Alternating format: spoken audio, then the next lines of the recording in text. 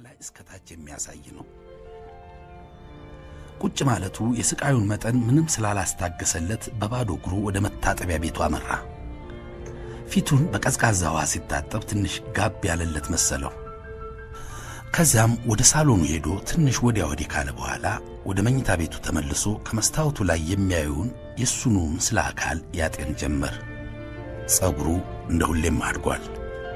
ከርደድና እጅብ ያለው ጥቁር ጸጉሩ አድጎ አፍሮ ሲሆን በክብ ፊቱ ላይ በጣም ነው የሚያምረው። ጸጉሩ ሁሌም በጥንቃቄ ነው የሚያዘው።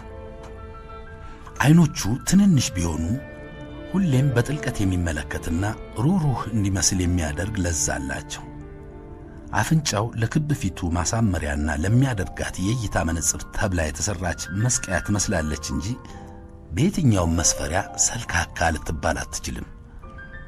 ወፈር ያሉ ከንፈሮቹ በፈገግታ ከተፈለቀቁ የማንንም ቀልብ የሚሰርቁት ችምችም ያሉትን ነጫጭ ጥርሶቹና ስርጉድ የሚለው ጉንጩ መቼ በሳቀ የሚል ምኞት በሰው ውስጥ ይፈጥራሉ።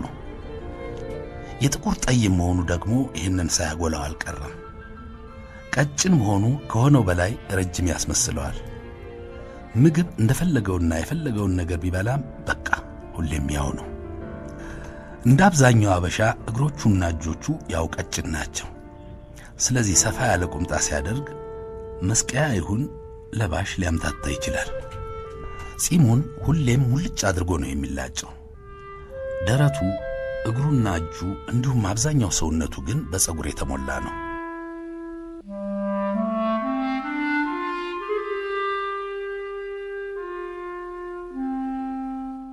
የመላኩ እናት አዲስ አበባ ነው ተወልዳ ያደገችው።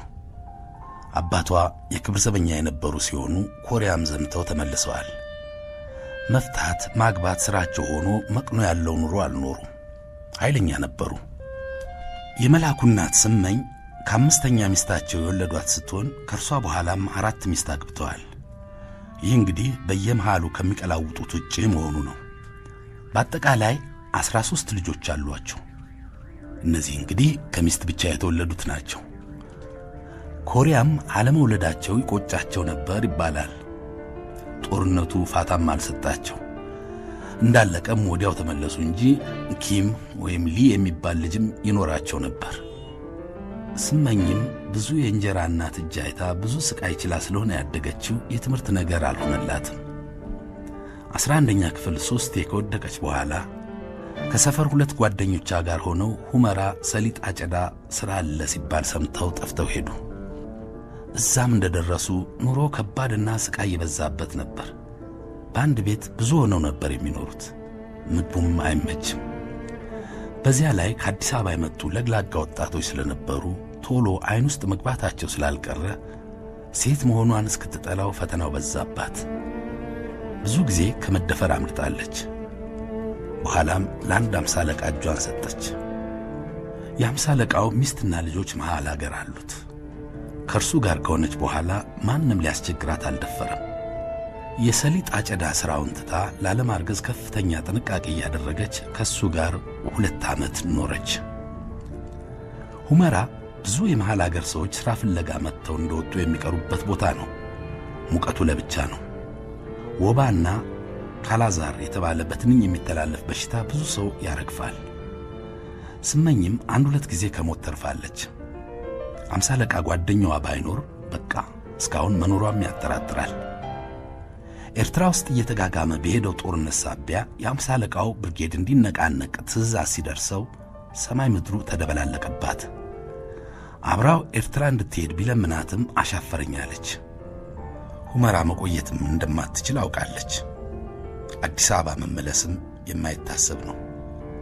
መቂ አካባቢ ያለችው ታላቅ እህቷም ጋር ለመሄድ አስባ ተወችው።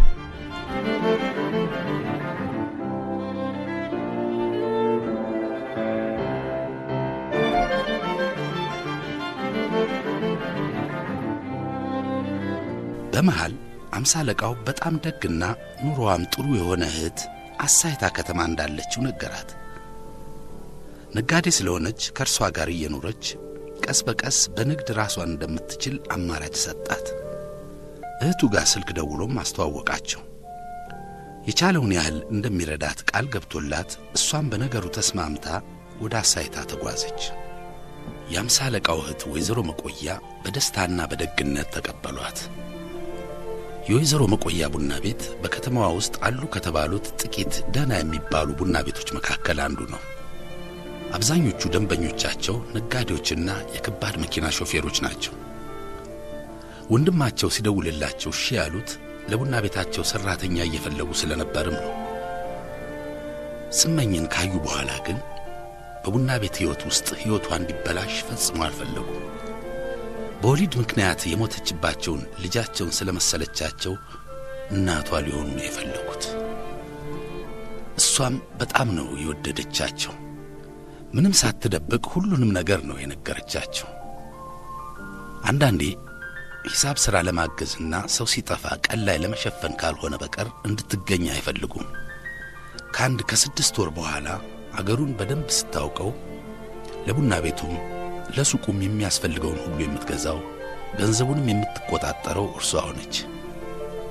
ወይዘሮ መቆያ ሁሉን ነገር በእርሷ ላይ ጣሉት። ለሱቅና ለቡና ቤት የሚያስፈልጉ ዕቃዎችን ከጅቡቲና ከአሰብ ከሚያመጡላቸው ደንበኞቻቸው መካከል ሐሰን የተባለውን ያቀርቡታል። ሐሰን አሳይታ ከተማ ተወልዶ ሲሆን ያደገው፣ ብዙ ቤተሰቦቹ ግን የሚኖሩት ጅቡቲ ነው። ቀልደኛ፣ ቁም ነገረኛና ጽድት ያለ ንቁ ወጣት ነው። በትውልዱ አፋር ሲሆን መጠነኛ አማርኛና የተወሰነ ፈረንሳይኛ ይናገራል።